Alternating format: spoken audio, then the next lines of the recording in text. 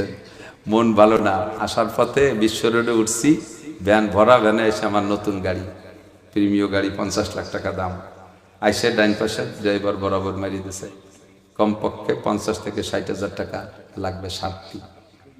আর গাড়ি ঘোড়ার গায়ে একটু টাচ লাগলে কেমন লাগে, যাকে গাড়ি আছে তাদের কাছে জিজ্ঞেস করেন। গায়ে একটা বক্সিং হয়, কিন্তু মোটর সাইকেলে একটা খুশাস হয় না, ঠিক না? আর আমি তো সেই বাপের ছেলে, যে বাপ আমারে 12 বছর মাদ্রাসায় পড়ার জীবনে সব মিলে যে টাকা দিয়েছে তা 100 টাকার বেশি হবে না। আমার এই গাড়ি পর্যন্ত আসতে বহুত খড়কুটো খরচ করা লাগছে। ইদানিংকালের বক্তারা সোনার চামচ মুখে নিয়ে জন্ম নিচ্ছে, মাঠে আসার সাথে সাথে 15-20 হাজার টাকা কন্ট্যাক্ট, 30, 40, 50, 60, 1 লাখ হেলিকপ্টার।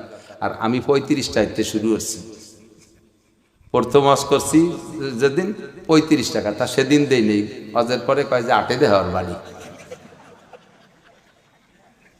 4 দেওয়ার পরে 35 টাকা, 35, 50, 60, 100, 200, 300 করে বাড়তি বাড়তি এখন যার দুরাশা রাইছে। কাজেই আমার প্রত্যেকটা জিনিস খুব মায়ার মহাব্বতে, দিল বড় আছে। এই আঘাতের পরও আজকে সবরের বয়ান আসছে, আমি সাথে সাথে দোয়া পড়ছি, ওই যে আসাবাতুম মুসিবাতুন ক্বালু ইন্না লিল্লাহি, এটা মুখ দিয়ে বের হয়ে গেছে। আর সাথে সাথে আমার এই আয়াতের দিকে মন চলে গেছে, আর আজকে ওয়াজের মধ্যে সেই আয়াত আইছে, আমি অধৈর্য হব কেন? ওয়াদেছে কেডা? আল্লাহ। আমার মতো কত উলামায়ে কিরাম সারা মাস ভরে চাকরি করে 15,000 টাকা বেতন পায়, জীবনে কোনোদিন একটা প্রাইভেট কার তারা কিনে ব্যবহার করবে বলে আশা করা যায় না।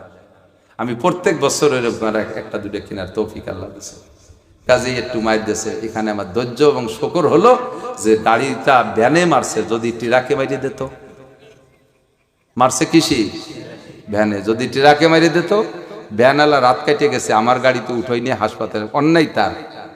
তারপরও গরিব মানুষ, আমি তার অন্যায় দেখে তারে ফেলাই রেখে আসি নাই, তার ভ্যানটা তাকে সবর্দ করে দিয়ে আমি তার আমার গাড়িতে উঠে নিয়ে গোপালগঞ্জ সদর হাসপাতালে ভর্তি করিয়া তার সেলাই টেলাই ওষুধ পানি সব দিয়ে তারপরে আমি আসছি। আলহামদুলিল্লাহ, আমি এই শুকর আদায় করি যে আল্লাহু আকবার, যদি ট্রাকে মেরে দিত তাহলে আমার গাড়িও যাইতো, আমিও যাইতাম। আল্লাহ পাক আমাকে ছোট্ট একটু ভ্যানের আঘাত দিয়েছে, আলহামদুলিল্লাহ। আলহামদুলিল্লাহ, আমি শুকর আদায় করি।